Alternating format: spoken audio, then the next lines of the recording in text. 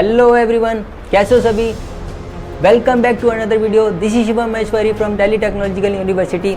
आज मैं जो आपको बातें बताने वाला हूँ, आप में से काफ़ी सारे लोग जानते होंगे। देखो, आज मैं जब भी यूट्यूब ओपन कर रहा था ना, हर एक यूट्यूब चैनल पर एक ही हेडलाइन थी, NTA exam expose, NTA scam, NTA result scam, जो कि नीट का एक रिजल्ट आया था। मुझे ये देख करके सबसे ज़्यादा दुख तब हुआ जब मैं उस चैनल में बच्चों के कमेंट्स पढ़ रहा था। बच्चों के कमेंट्स ऐसे थे कि मतलब कुछ बच्चे तो खाना नहीं खा रहे हैं, कुछ पेरेंट्स का ऐसा ये भी कहना था कि कुछ बच्चे अपने को कमरे के अंदर बंद कर रखे हैं। इसके पीछे क्या रीज़न है? एनटीए का रिजल्ट।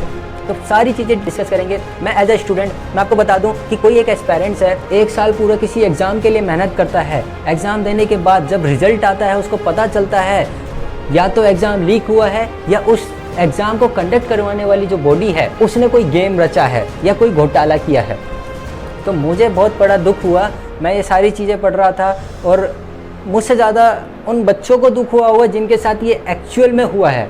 ये पहली बार तो हुआ नहीं है। याद करो 2021 पैंडमिक सिचुएशन चल रही थी, जब जेईई मेन के एग्ज़ाम 4 अटैम्प्ट हो गए थे। 2 अटैम्प्ट होते हैं वैसे साल में, तो पैंडमिक सिचुएशन की वजह से 2021 में कोविड जब आया था तब 4 अटैम्प्ट हुए थे। तो बहुत सारे इंजीनियरिंग ये नीट जेईई के एस्पायरेंट्स जानते होंगे, ये 2021 बैच के जो बच्चे हैं वो भी जानते होंगे।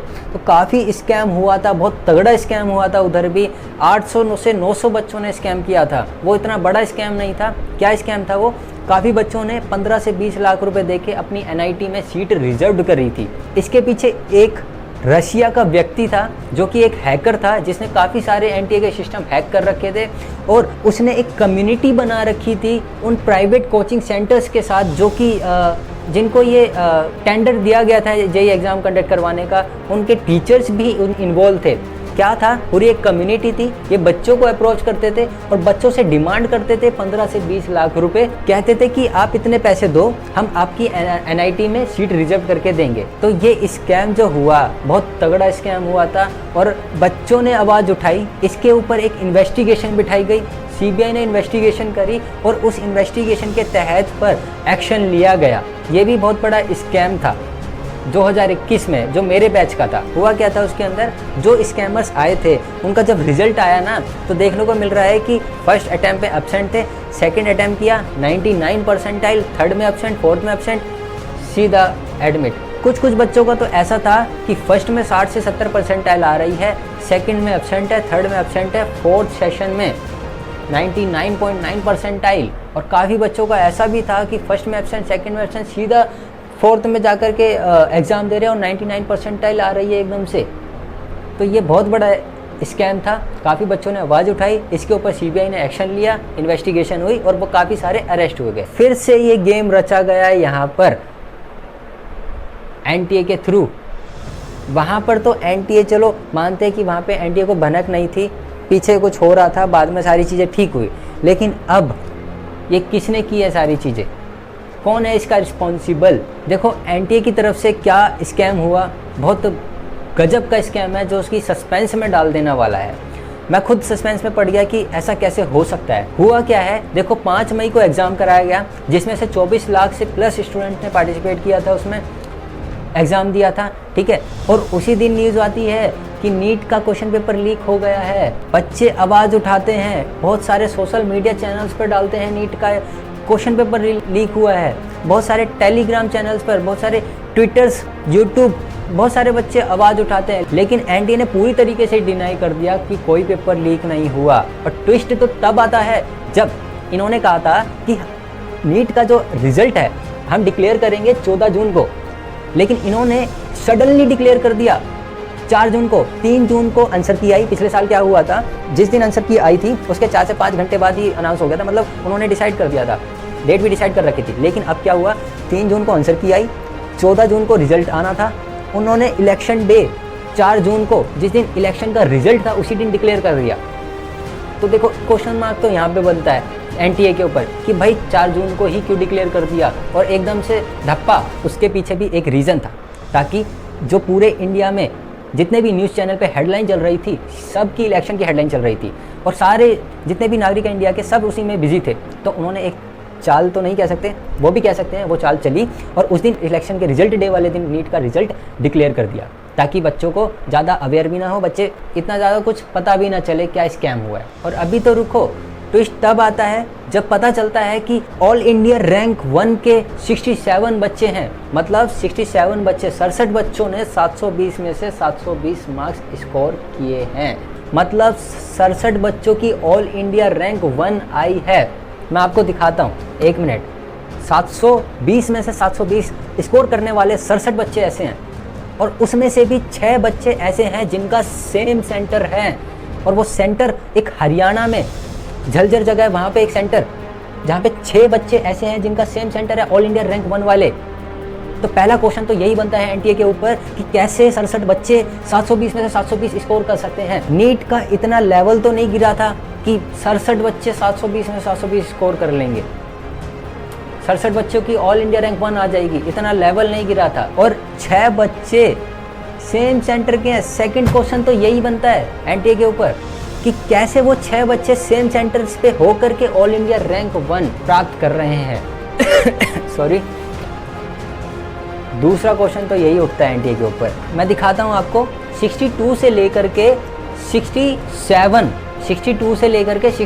तक 6 बच्चे ऐसे हैं जिनकी ऑल इंडिया रैंक 1 आ रही है, और 68 और 69 पर ये इनके मार्क्स आ रखे हैं 718 और 719।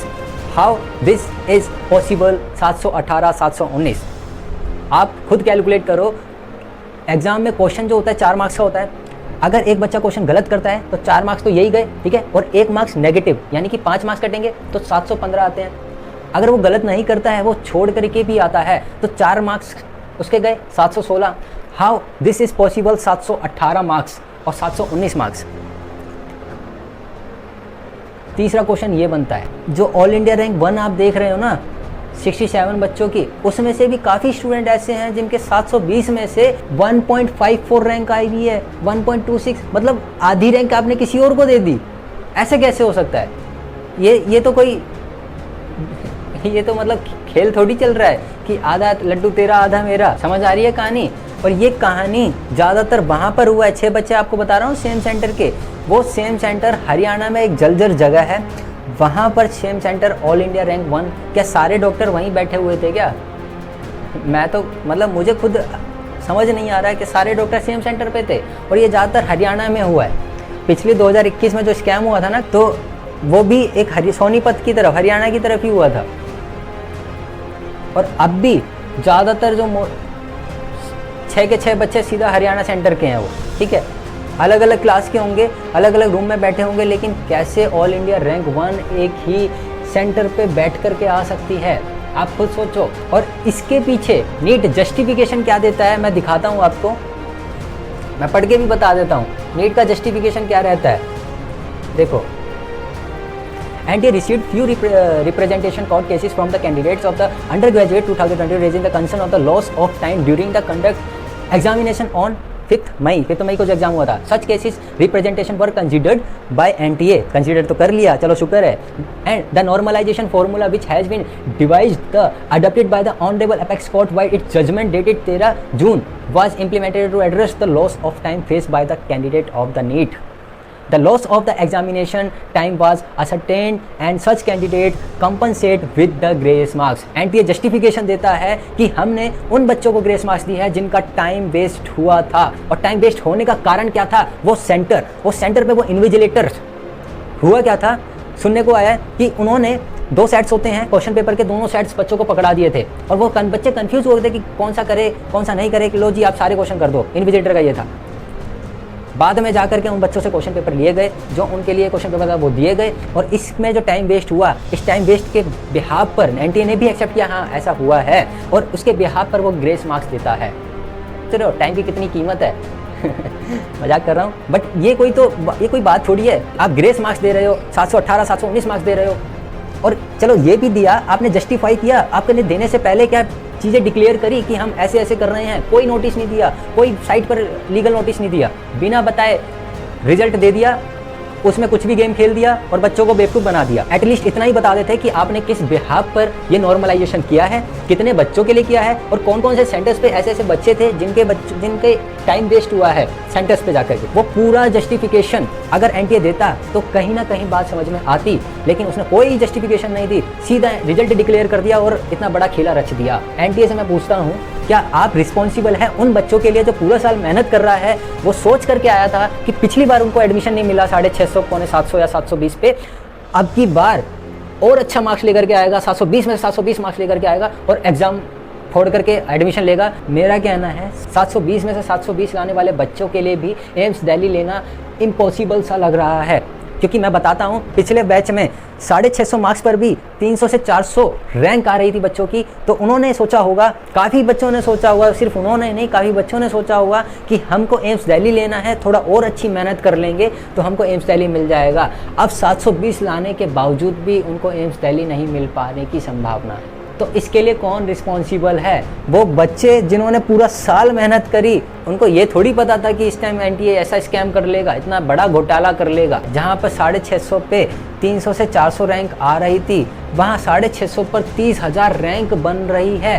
कैसे पॉसिबल हो सकता है? यहाँ पर बच्चे सफ़र करते हैं, पता है उनके अंदर क्या बीत रही होगी कि मतलब उन्होंने जो 2-2, 3-3 साल ड्रॉपर, 2 साल ड्रॉपर्स होंगे, उनके अंदर क्या बीत रही होगी। बहुत गंदा गेम रचा गया है एनटीए की तरफ से। यहाँ पर बहुत गंदा, डैम श्योर जस्टिफिकेशन देगा और सीबीआई इन्वेस्टिगेट करेगी क्या इसमें घोटाला हुआ है, वो सारा इन्वेस्टिगेशन के ऊपर और कड़ी से कड़ी कार्रवाई होनी चाहिए। बहुत ज़्यादा घोटाला हुआ है इस बार, तगड़ा गेम रचा है और इसमें बच्चा सफ़र करता है, बच्चों की ज़िंदगी से खिलवाड़ हुआ है। जहाँ बच्चा सोच रहा था कि 650 प्लस पर इनको एक डिसेंट कॉलेज मिल जाएगा, वहाँ इतना बड़ा गेम रच दिया गया एनटीए के थ्रू। अब वो बच्चा वो कमरे में बंद करके बैठा है, खाना नहीं खा रहा है। कौन रिस्पॉन्सिबल है इसके लिए? जहाँ पहले 720 में 720 मार्क्स लाने पर उनको एम्स मिल जा रहा था, लेकिन क्या अब कोई श्योरिटी नहीं है, कोई श्योरिटी नहीं है कि आपको 720 में 720 लाने पर आपको एम्स दिल्ली मिल रहा होगा। एनटीए ने बहुत गंदा गेम रचा है ये। मुझे तो समझ में नहीं आ रहा, मैं तो ये देख करके ही हैरान हो रहा हूँ कि 6 बच्चे एक सेंटर पे ऑल इंडिया रैंक 1 कैसे ला सकते हैं और 67 बच्चे ऐसे कैसे हो सकते हैं जिनके 720 में 720 मार्क्स आ सकते हैं। बहुत गंदा गेम रचा गया है, ठीक है। और इसमें एनटीए वालों का और या कोई जो भी एनटीए के अंदर वर्कर्स हैं उनका किसी का कुछ नहीं जाना है। यहाँ पे सफ़र करते हैं बच्चे, उनके पेरेंट्स और उनकी लाइफ। एक साल तो वेस्ट हुआ ना। अब तुम खुद यकीन करो ना, 650 पे 30,000 रैंक आ रही है, 32,000 रैंक आ रही है, कैसे कॉलेज मिल सकता है? इतनी कट ऑफ कैसे जा सकती है? क्या इतना लेवल गिर गया था नीट का? ऐसा तो नहीं हो सकता। क्या इतने सारे टैलेंटेड बच्चे थे? हाँ, अगर टैलेंटेड बच्चे होते तो भी मन को तसल्ली मिलती, लेकिन नहीं, इतने सारे टैलेंटेड बच्चे नहीं हो सकते ना। आप सीधा ऑल इंडिया रैंक 1 के बाद 68-69 रैंक दे रहे हो, बीच की रैंक कहाँ गई? खा गए, कोई जस्टिफिकेशन नहीं, सीधा रिजल्ट। तो इसके ऊपर मैं कहता हूँ, अगर आप लोग चाहते हो ना इन्वेस्टिगेशन हो, आप चाहते हो जस्टिस हो, तो पूरी यूट्यूब कम्युनिटी पर सिर्फ एक ही बंदा ऐसा है जिसके फ़ैन फॉलोइंग्स इतने ज़्यादा हैं और जिसकी वजह से पूरी गवर्नमेंट कमेटी इफ़ेक्ट होती है। आप भी जानते होंगे, आपने देखा होगा रिजल्ट आया था, बीजेपी की सीट्स कितनी डाउन हुई थी, किसकी वजह से? तो वो एक ही बंदा है, ध्रुव राठी। अब वो अगर आवाज़ उठाएगा तो हर एक एस्पायरेंट्स के पास ये बात पहुंचेगी, पूरी गवर्नमेंट कमेटी उससे इफ़ेक्ट होगी। लेकिन इसके लिए भी आपका सपोर्ट चाहिए, आपकी हेल्प चाहिए। ये वीडियो जितनी से जितनी ज़्यादा शेयर कर सको वो शेयर करो, क्योंकि ये वीडियो हर एक एस्पायरेंट्स तक पहुंचनी चाहिए। हर एक इंडिया के नीट कोई भी एस्पायरेंट्स हो तब तक पहुंचनी चाहिए, ताकि ये एनटीए दोबारा ऐसा ना करे। अभी तो नीट के साथ हुआ है, क्या पता कल को हमारे जेईई मेंस के साथ ऐसा हो, कोई श्योरिटी नहीं है। एनटीए ने ये गेम रचा है, बहुत गंदे वाला गेम रचा है। इसके ऊपर बहुत तगड़ा इन्वेस्टिगेशन होना चाहिए सीबीआई के थ्रू। आप आवाज़ उठाओ, बिकॉज सोशल मीडिया ही एक ऐसा पावर है जो हमको एक ऐसा राइट देता है जहां से हम अपने राइट से बहुत आगे तक बात उठा सकते हैं। वीडियो जितनी से जितनी ज़्यादा शेयर कर सको करो, कमेंट में #ध्रुव राठी लिखो और मैं चाहता हूँ सीबीआई इसके ऊपर इन्वेस्टिगेट करे, तगड़ी से तगड़ी कार्रवाई करे और जल्दी से जल्दी बच्चों को जस्टिस मिले। ताकि अगली बार एनटीए कोई ऐसा कदम ना उठा सके, चाहे वो नीट का एग्ज़ाम हो, चाहे जेई का एग्ज़ाम हो, चाहे कोई भी एग्ज़ाम कंडक्ट करवा रही हो, तो कोई भी एजेंसी ऐसी हो जो एग्ज़ाम कंडक्ट करवाती हो, कोई एजेंसी को ऐसा करने का कोई राइट नहीं है। नो डाउट ये केस कोर्ट के अंदर जाएगा, क्योंकि सिर्फ बच्चे सोशल मीडिया के थ्रू ही आवाज़ नहीं उठा रहे, बहुत सारे अब न्यूज़ चैनल्स पर भी बात पहुंच गई है। बट अभी भी टैगलाइन यही बनता रहेगा, इलेक्शन इलेक्शन इलेक्शन, जब तक आप आवाज़ नहीं उठाएंगे, क्योंकि ये सारी गोदी मीडिया है, यू नो वेरी वेल। तो आप ही को आवाज़ उठानी पड़ेगी। ये न्यूज़ चैनल वगैरह से कुछ नहीं होगा। सोशल मीडिया है, टेलीग्राम है, इंस्टाग्राम है, ट्विटर है, या सोशल मीडिया ही काफ़ी है जो आग लगाने के लिए। तो बस आपका सपोर्ट चाहिए। इस वीडियो को शेयर कर दो, धमाल मचा दो, क्योंकि मुझे तो बहुत गंदा लगा था। 2021 में भी ऐसा हुआ था, एनटीए तभी बच्चे ही सफ़र करे थे, वो बच्चे अभी भी पढ़ रहे हैं, ठीक है। तो यहाँ पर बच्चे सफ़र करते हैं इन सब की गलतियों की वजह से। बहुत गंदा गेम रचा है इन्होंने।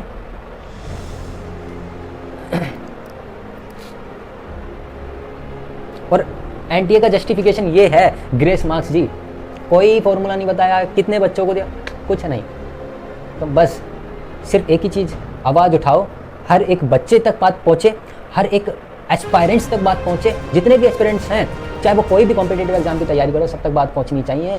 हर एक छोटी से छोटी चिंगारी ही आग लगाती है जंगल के अंदर, याद रखना। तो आपके सपोर्ट के बिना कुछ नहीं होगा। वीडियो शेयर करो जितना हो सके, मैं आपके साथ खड़ा हूँ। आगे जब भी ज़रूरत पड़ेगी मैं वीडियो बनाऊंगा, कुछ भी होगा मैं वीडियो बनाऊंगा। इसके ऊपर अभी मेरी वीडियो बनी थी क्योंकि मैं डिस्ट्रैक्ट था थोड़ा बहुत, उसको हम कभी और डिस्कस करेंगे। तब तक के लिए थैंक यू सो मच। जय हिंद, जय भारत।